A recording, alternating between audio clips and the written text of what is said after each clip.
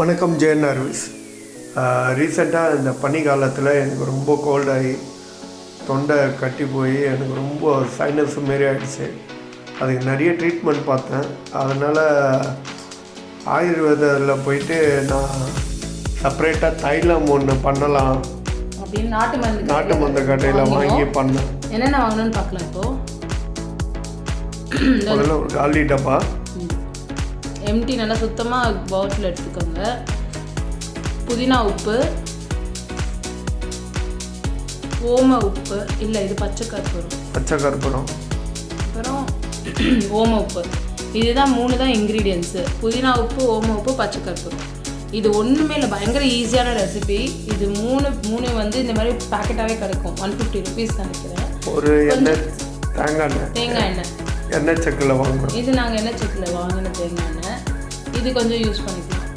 இது வந்து அப்படியே வேப்பரைஸ் ஆகிடும். அதனால் ஒன்று பண்ணுவோன்னா எல்லாத்தையும் 3 பேக்கெட்டையும் ஒன்றா கட் பண்ணிவிட்டு பாட்டிலில் போட்டு எம்டி பாட்டிலில் போட்டுக்கலாம். முதல்ல ஓம உப்பு, புதினா உப்பு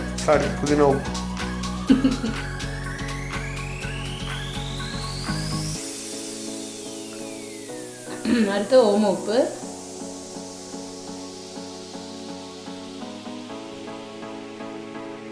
அப்புறம் வந்து பச்சை கற்பூரம்.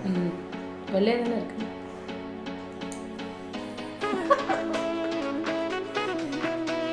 அதான் 3 போட்டு பாட்டிலில் ஒரு மூடி தேங்காய் எண்ணெய். இது வந்து நீங்கள் வந்து கோல்டுக்கு மட்டும் இல்லை, உடம்பு வலி எல்லாத்துக்குமே கூட யூஸ் பண்ணிக்கலாம். இந்த தைலம் வந்து இது அவ்வளோதான். நல்லா டைட்டாக க்ளோஸ் பண்ணிவிட்டு பாட்டிலில் போட்டு வச்சுருங்க. மேக்ஸிமம் 1 day வெயிட் பண்ணுறோம். இது ஃபுல்லாக கரைஞ்சி வரும்.